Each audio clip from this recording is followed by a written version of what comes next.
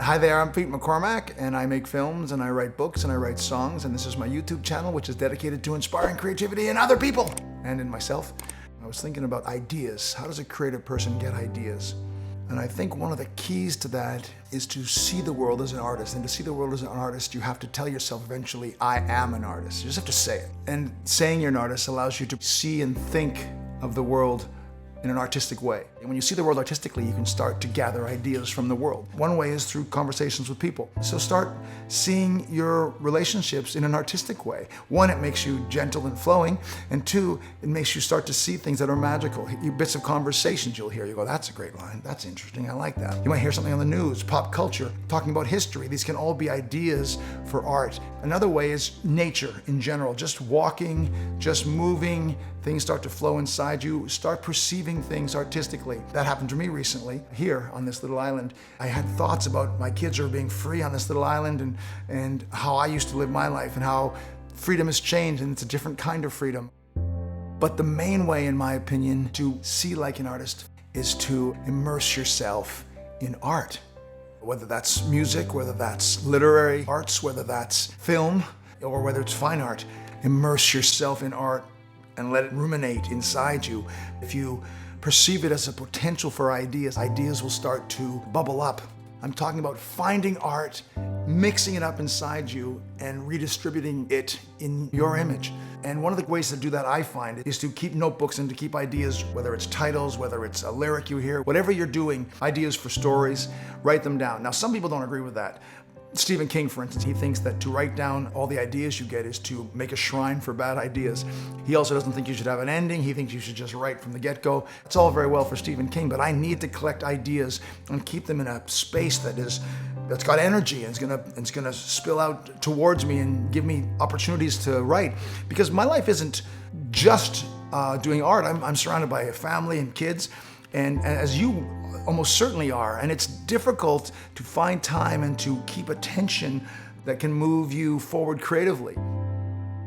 So if you'll indulge me, I'd like to go through my own creative process for you and show you how I wrote a song recently using these ideas. The first one being, I'm on this little island, and when I go for walks here and the road's all dusty and the sky is a really strong blue and the sun dapples in through the trees, it always sends me back to my childhood. Always takes me back to the small town I grew up in. So I had this inkling to write a song about the past. I wanted to do some kind of nostalgic look back. And the other thing about being on this little island is that kids just run around wild and free, and it's a beautiful thing, something you don't get in the city anymore. And of course, when I was a kid, you could run around the city and the country like crazy. And so I don't know if I was talking to someone or how it came to me, but I thought to myself, it was a different kind of freedom.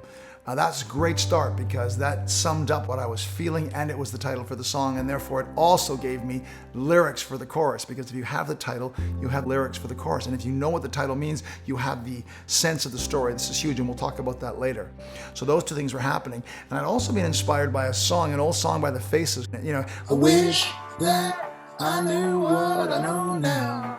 That song, right? It's very simple. It came out in 1973, but I love the feel of it, that nostalgic feel. It was on the Rushmore soundtrack, a film by the great and incredibly creative director, Wes Anderson. I actually met him once.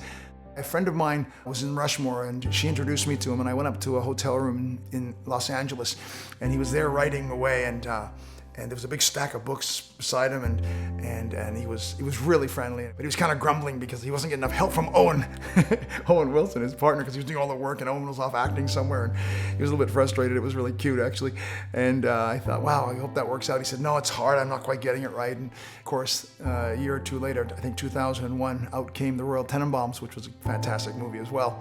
And that was what he was working on. He told me it was about a mixed family having some struggles and all this stuff, and he couldn't get it right. But anyway, he got it right.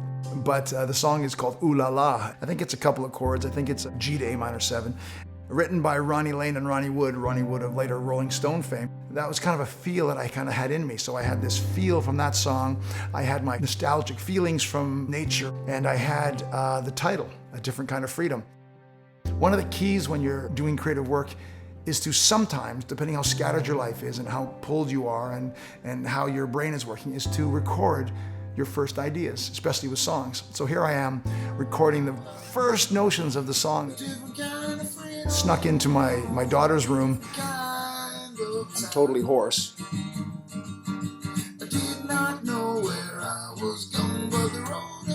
You can hear I'm just plunking away, and you can kind of hear I'm just trying to piece together what the lyric might be. Record your beautiful ideas. It's so easy to record now. You've got the phone, you've got your computer. I'm not wearing a shirt there, that's kind of embarrassing. Anyway, so the first lyric has come to me. The sun comes up like a fireball. I get on my Mustang bike, sandwiches in a fishing rod, into the wind in the morning light. A picture of myself when I was younger on a small highway with my bike with a fishing rod. Imagine riding with a fishing rod on a bike on a highway with no helmet, going way far from my house, like 10, 15 miles from my house to go creek fishing, a different kind of freedom. I'm like 10 years old, but what a feeling that was. And that ended up being a part of the very first lyric. So after I get that going, I let it all percolate within me. I keep putting ideas down, I keep jotting down lyrics. These are the lyrics, I think. These are very messy. Is that even legible? It was definitely influenced as well, this nostalgia, by the fact that my dad died a year ago today.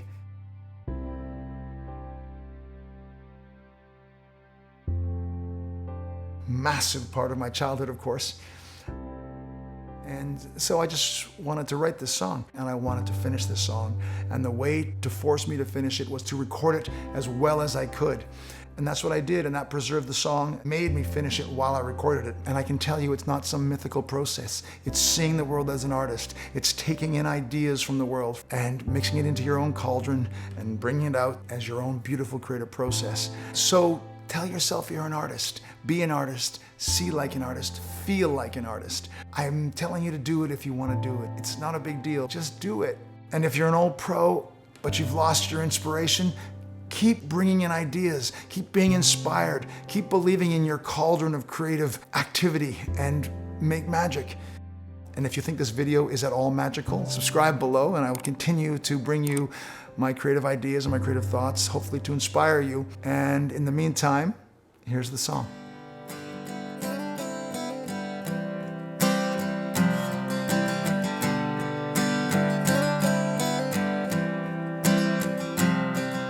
The sun come up like a fireball, I get on my Mustang.